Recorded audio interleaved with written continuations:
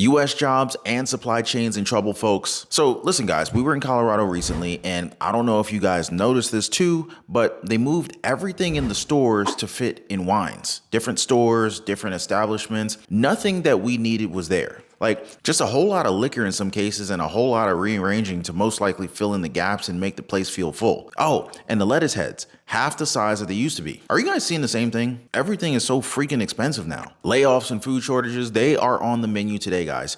Working hours have also been cut, and that usually precludes a recession. Just check this out. When people clock into work, economists are watching. Going back to the 1950s, the change in the number of hours people work has been a warning sign. Before almost every recession, that number has dropped. And today, it's happening again. The average number of hours worked each week has declined from pretty high levels to, 2019 levels, and even maybe a little bit below. I think everything is pointing toward a recession, but the government still doesn't want to talk about that. Lululemon, they laid off 100 employees. And since the start of 2023, major retailers ranging from department stores to direct-to-customer brands, they have cut their staff. The retail sector is definitely feeling the one-two punch of labor challenges and inflation. Most of the cuts so far have impacted corporate retail employees. Of course, it's always the people at the bottom of the totem pole getting hit first, right? And as someone who previously worked in retail, trust me, if you work in the stores, you are at the bottom of the totem pole. At a store level, many retailers are actually holding tighter to workers than usual, even seasonal employees, something economists call labor hoarding. But still, so far this year, roughly 30 companies have already announced layoffs impacting hundreds, sometimes even thousands of employees at a time. So let's go ahead and go through the list, right? So right off the top of the bat, we got Lululemon. So let's talk about Lululemon.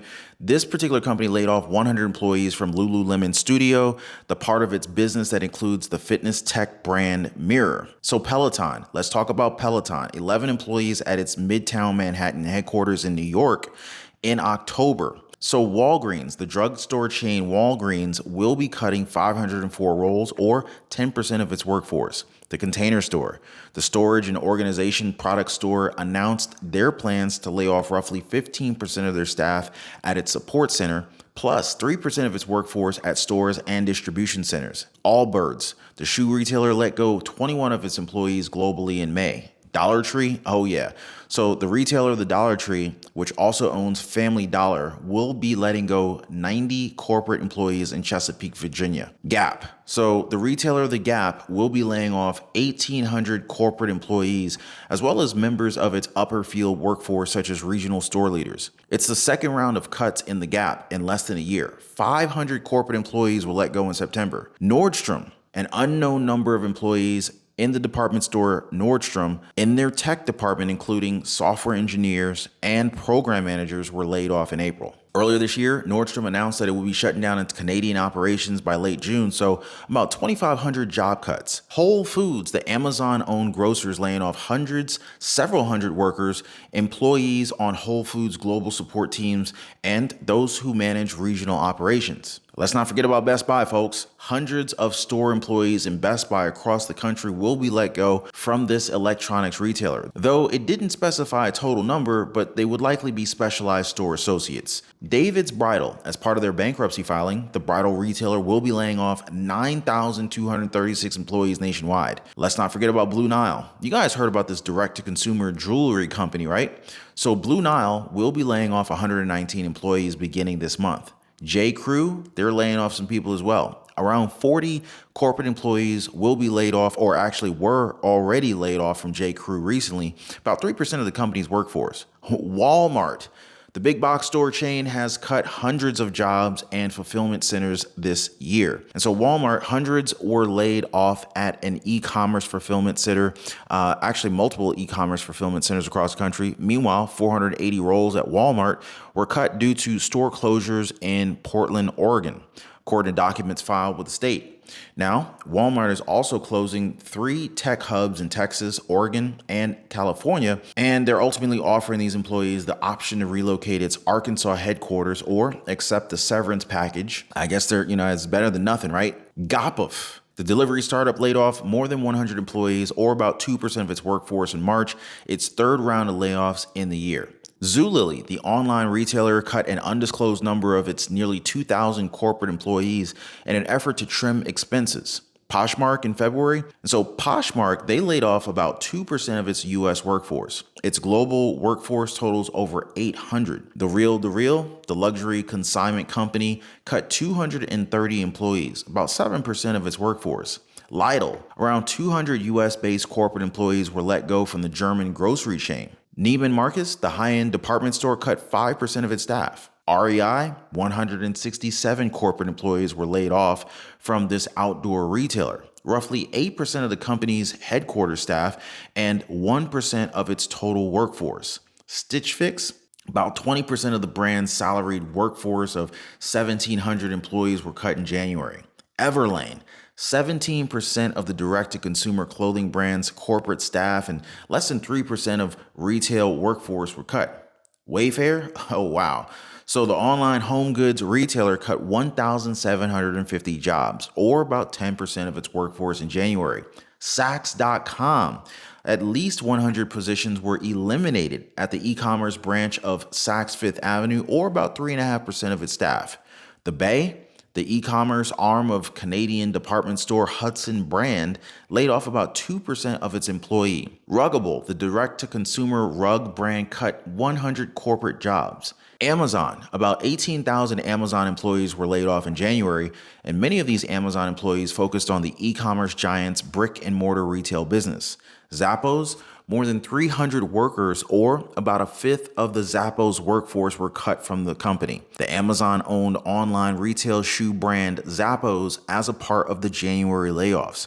Now, like I said, guys, layoffs are happening, and it may not bode well with, as far as avoiding a recession. But let me know, guys. Let me know if you guys hear of any layoffs happening in the company where you work at, or, any company that you know of where someone else, maybe a friend or family member, happens to work at. Be sure to subscribe to the channel and also hit the notification bell. I wouldn't mind a tap of the like button either. Totally appreciate that, guys. But let me tell you, our car insurance went up over 30%.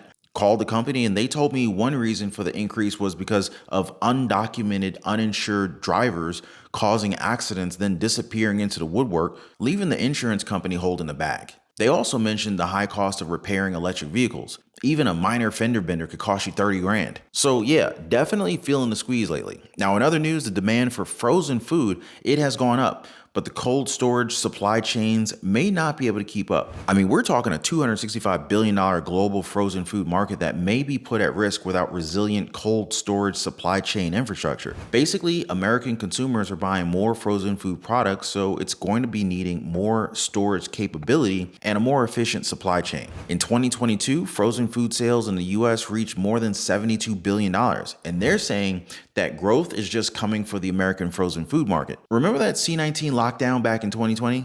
Oh yeah, so frozen food sales back then reached more than $65 billion.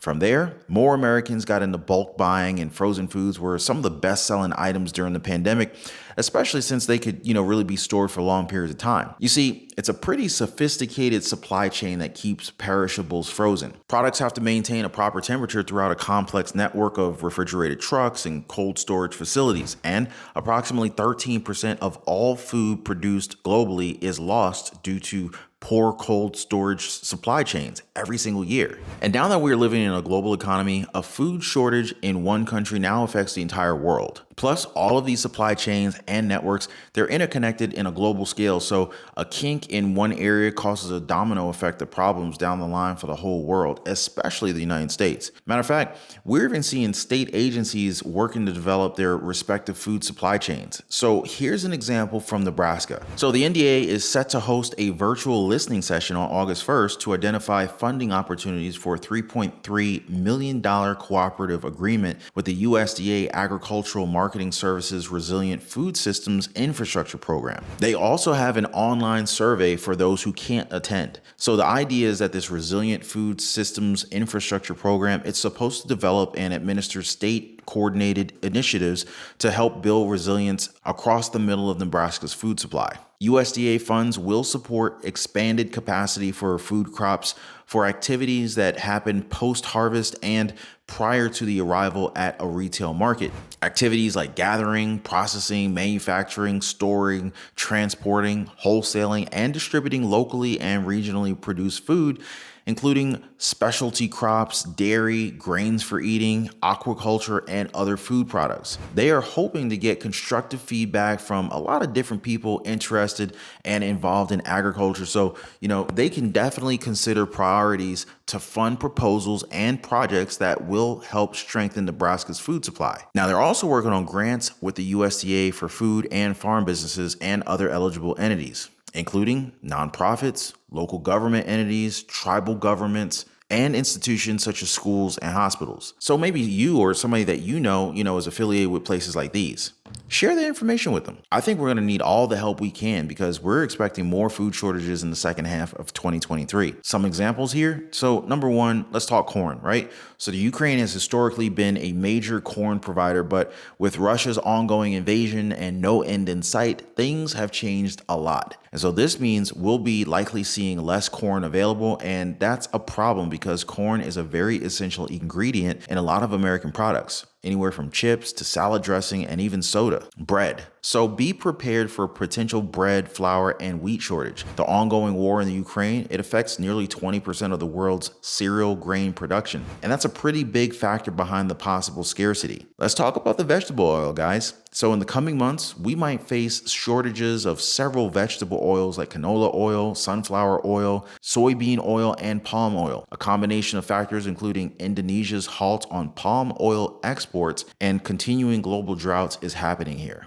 Baby formula. That story is not over. So the baby formula shortage is expected to continue until the spring of 2024. Issues like recalls and labor shortages, they have been causing a monumental supply shock in the past year. And as a lot of parents can attest, this continues to impact the availability of baby formula. Champagne. Now, I don't know if people want to celebrate or just get drunk, but there's been a surge in demand for champagne. The demand spiked in recent years, so champagne producers are basically struggling to keep up with supply. Canned pet food. Well, it's not really the pet food that's in short supply, but rather the aluminum that they use for canning this stuff. Now, if you've ever considered making your own pet food, now might be a good time to give it a shot. But altogether, you may want to stock up on some essentials or find suitable alternatives. Food shortages, they're probably going to be a bigger problem as Russia withdrew from their year-old agreement that allowed the Ukraine to continue exporting its wheat and corn through the Black Sea. Matter of fact, within hours from the withdrawal, Russia unleashed drones